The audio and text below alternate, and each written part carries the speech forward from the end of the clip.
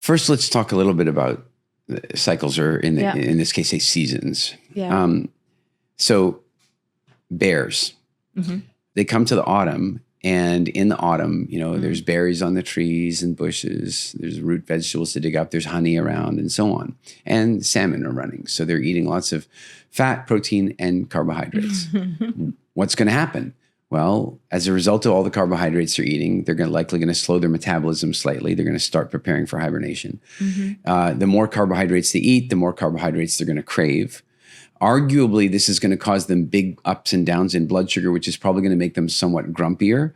And that's useful because there's going to be limited amounts of berries as the weeks go by, and they want to get as many as they can, because if they don't, they're not going to survive the winter. And they're going to fatten up during that time. And that's the natural cycle, the natural seasonal response. What do you suppose would happen if we took a bear and we trapped them in a forest that only ever did autumn? Trap them so they could still move and get the berries. They are in autumn, Yeah. but they're stuck there. Yeah. They're stuck in an environment where it's always autumn. Yeah. There's So they will keep always eating berries. Yeah. There's always honey. There's always root vegetables. And they just are eating autumn all the time. What do you think happens? They would keep eating the berries and the honey, and And then what would happen to their bodies?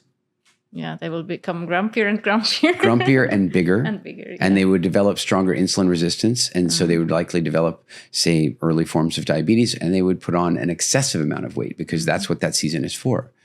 And humans have become trapped like that. The food industry has taken over. They feed us what they want to feed us, and they convince us that it's okay, and they confuse us when we're confused. And so at the end of the day, the majority of people living today are living in what we would call junk food fall.